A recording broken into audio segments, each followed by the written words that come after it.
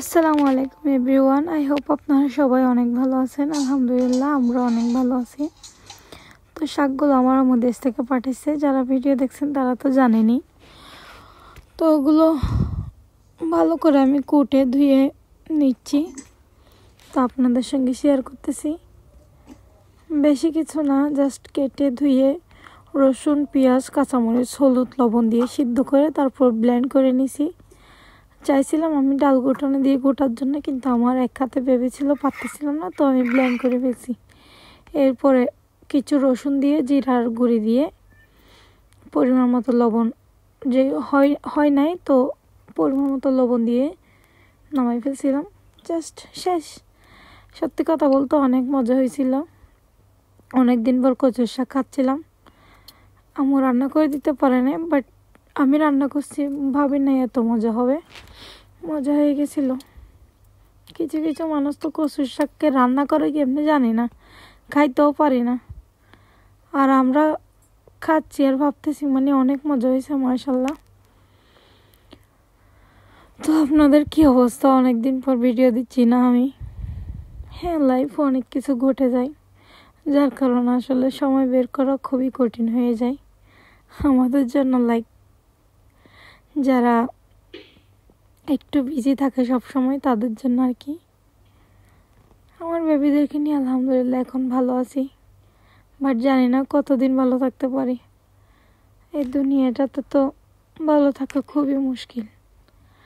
দেখবেন সপ্তাহে 3 দিন আপনি ভালো থাকলে 4 দিন আপনার মন খারাপ এমনিতেই হয়ে যাবে। যার কোনো টেনশন নাই তার অন্য কোনো টেনশন থাকে। এই দুনিয়াতে টেনশন ছাড়া কোনো মানুষ নেই। কারো টাকার, কারো গাড়ির, কারো বাড়ির, কারো রিজিকের, কারো সন্তানের, মানে টেনশন। আমি লাইফে সবসময় চাইতাম টেনশন ছাড়া থাকার জন্য, বাট এটা সম্ভব হয় নাই। এখন টেনশন নিয়ে বাকি জীবন বেঁচে থাকতে হবে।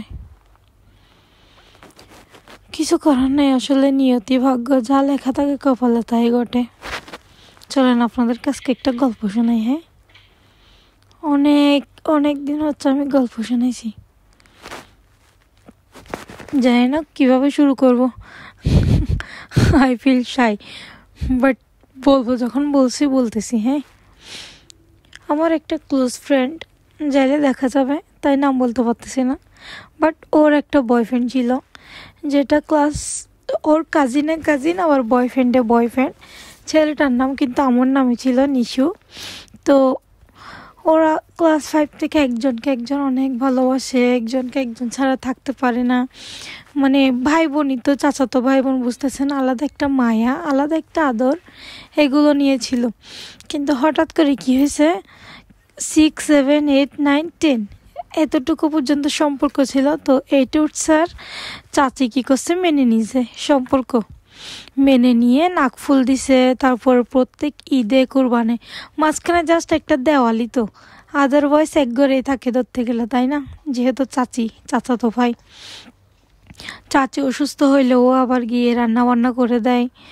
মানে এরকম দুজনের মধ্যে, বাড়ির মানুষের মধ্যে অনেক ভালোবাসা।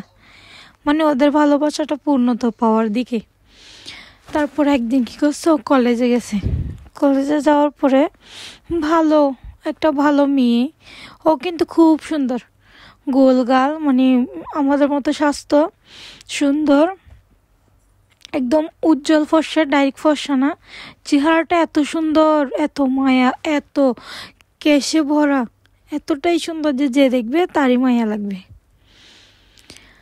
তো কলেজে যাওয়ার পরে একটা মেয়ের সঙ্গে বন্ধুত্ব হয়েছে, ক্লোজ ফ্রেন্ড হয়ে গেছে। তো ছেলেটা তো ওকে বাইকে করে নামাই দিত, মানে ওর বয়ফ্রেন্ড বলেন, চাচাতো ভাই বলেন, তো নামাই দিত। এরকম একদিন কথা বলছে, দ্বিতীয় দিন বলতেছে মানে আমিও তোমাদের সঙ্গে যাব, আমাকে নামাই দিয়ে যাইও। এরকম নামাই দিয়ে গেছে। তারপরে রাস্তায় দেখা হয়েছে, নাম্বার নিছে।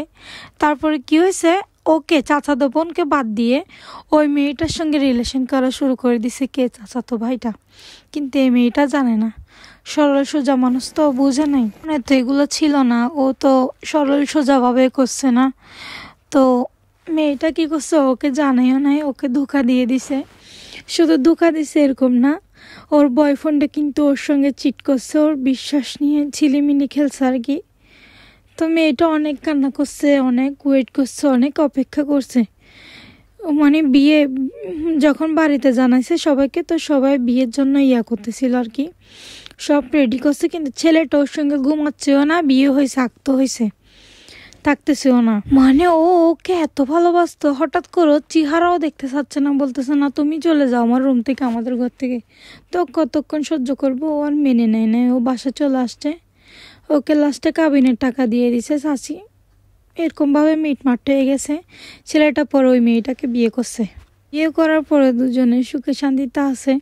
ধরতে গেলে একজন আরেকজনের চেহারা দেখে এরকম সুখে আর কি। তো ছেলেটার বেবি টেবি হয়েছে, মেয়েটা এখনও কিন্তু বিয়ে করে নাই, ও এখনও কলেজে পড়তেছে। আমি জানি না এখন বিয়ে করছে কিনা, বাড়িতে গিয়ে দেখবো আর কি। তবে আমি এতটুকু দোয়া করে যে ও বিয়ে করে নাই, মনটাকে বুঝতে। কারণ লাইফ মানে হচ্ছে দুঃখ কষ্ট, এগুলো থাকবে, সামনে এগিয়ে যাওয়ার নামই হচ্ছে জীবন। জীবন কখনো কারোর জন্য থেমে থাকে না, তাই জীবনকে থামিয়ে রাখার চেষ্টাও করা বৃথা।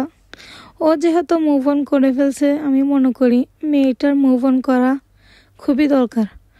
কারণ লাইফের যে সম্পর্কের মূল্য দিতে পারে না, ভালোবাসার মূল্য দিতে পারে না, তার সঙ্গে আর কিসের লাইফ শেয়ার করা লাগবে বলেন? ভালোবাসলে দুজন থেকে বাঁচতে হবে, বিশ্বাস ভরসা এগুলো করতে হবে, আদারওয়াইজ কিছু না।